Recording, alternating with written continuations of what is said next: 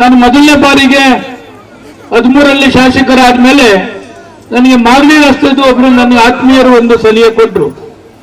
ಈ ಮಾಗಡಿ ರಸ್ತೆ ಬಹಳ ಕಿರಿದಾಗಿದೆ, ಇದನ್ನ ದೊಡ್ಡ ರಸ್ತೆಯನ್ನಾಗಿ ಮಾಡಬೇಕು ಅಂತೇಳಿ. ಅವಾಗ ಅದನ್ನ ನಾನು ಪ್ರೋಸೆಸ್ ಮಾಡಿ ನಮ್ಮ ಮಾಗಡಿ ರಸ್ತೆ ನೈಸ್ ರಸ್ತೆಯಿಂದ ತಿಪ್ಪಗೊಂಡಳ್ಳಿ ತನಕ ಅದನ್ನ ನಾನು ಸ್ಯಾಂಕ್ಷನ್ ಮಾಡಿಸಿದೆ. ಆ ರಸ್ತೆ ಅಗಲೀಕರಣಕ್ಕೆ.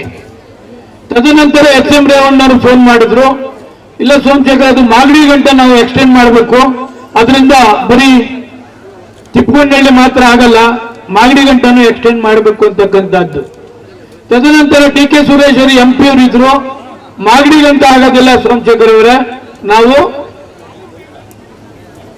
ಕಂಪ್ಲೀಟ್ ಕುಣಗಲ್ ತುಮಕೂರು ಜಿಲ್ಲೆ ಕುಣಗಲ್ ಗಂಟ ಅದನ್ನ ಎಕ್ಸ್ಟೆಂಡ್ ಮಾಡಬೇಕು ಅಂತ ಮಾಡಿದ್ರು. ತದನಂತರ ಸರ್ಕಾರ ಅಪ್ ಟು ಪಿರಿಯಾಪಟ್ಟಣ ಗಂಟ ರಸ್ತೆಯನ್ನ ಎಕ್ಸ್ಟೆಂಡ್ ಮಾಡಿದ್ರು. ಬಟ್ ನಿಧಾನ ಆಗ್ತಾ ಇದೆ. ಪ್ರತಿ ಸಲ ನಾವು ಮೊನ್ನೆ ಉಪಮುಖ್ಯಮಂತ್ರಿಗಳ ಗಮನಕ್ಕೂ ಕೂಡ ನಾನು ತಗೊಂಡು ಬಂದೆ. ತಂದಂತ ಸಮಯದಲ್ಲಿ ಆ KCF ಅಧಿಕಾರಿಗಳಿಗೆ ಒಂದು ಸಭೆಯನ್ನ ಮಾಡಬೇಕು.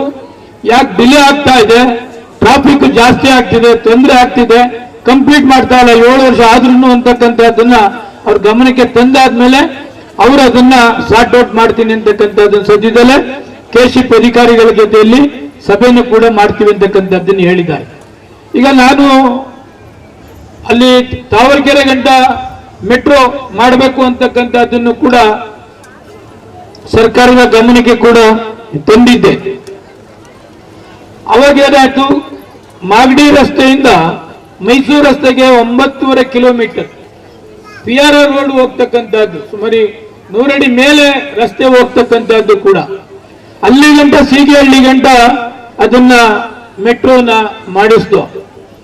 ಬಟ್ ಈ ಉಪಮುಖ್ಯಮಂತ್ರಿಗಳು ಬಂದಾದ್ಮೇಲೆ ಅದಕ್ಕೆ ಸ್ಟಾಪ್ ಮಾಡಿ ಏನು ಡಬಲ್ ಡೆಕ್ ಮಾಡಬೇಕು ಅಂತಕ್ಕಂಥದ್ದನ್ನು ಕೂಡ ಆದೇಶವನ್ನ ಮಾಡಿದ್ದಾರೆ.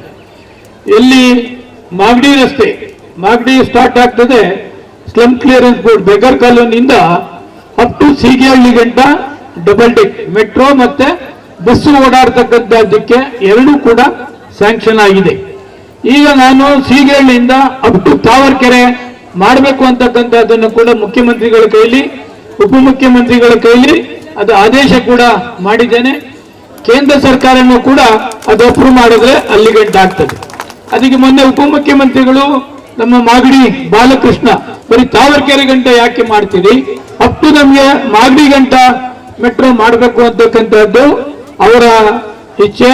ಅದಕ್ಕೆ ನಾನು ಹೇಳಿದ್ರೆ ನಮ್ಮ ಕ್ಷೇತ್ರ ತಾವರೆಕೆರೆ ಇದೆ, ಅದನ್ನ ನೀವು ಮುಂದಕ್ಕೆ ಮಾಡಿಸಿದ್ರೆ ಅಪ್ ಟು ನಮಗೆ ತಿಪ್ಪಗೊಂಡಳ್ಳಿ ಗಂಟ ನಮ್ದು ಬರ್ತದೆ. ಅದಕ್ಕೇನೆಲ್ಲ ಬೇಕು ನಾನು ಕೂಡ ಸಪೋರ್ಟ್ ಮಾಡ್ತೀನಿ.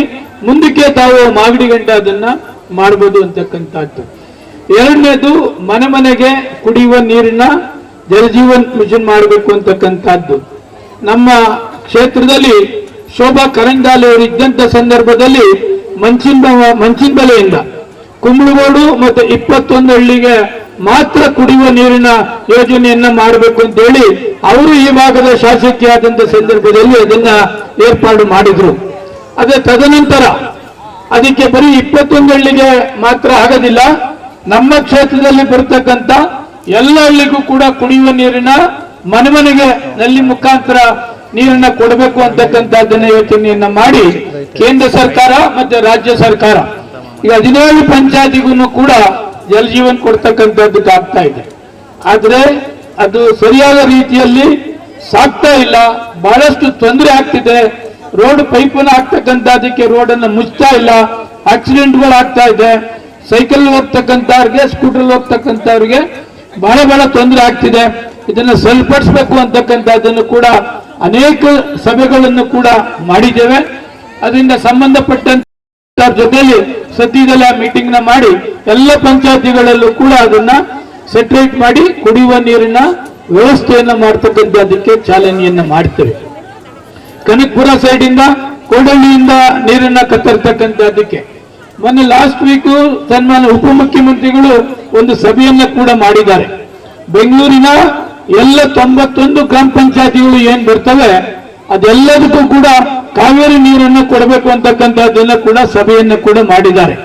ಆ ಸಭೆಯಲ್ಲಿ ನಮ್ಮ 17 ಗ್ರಾಮ ಪಂಚಾಯತಿಗೂ ಕೂಡ ಕಾವೇರಿ ನೀರನ್ನ ಕೊಡಬೇಕು, ಕುಡಿಯುವ ನೀರಿಗೆ ಪ್ರಾಶಸ್ತ್ಯವನ್ನ ಕೊಡಬೇಕು ಅಂತಕ್ಕಂಥ ದೃಷ್ಟಿಯಿಂದ ಸಭೆಯನ್ನು ಕೂಡ ಮಾಡಿದ್ದಾರೆ.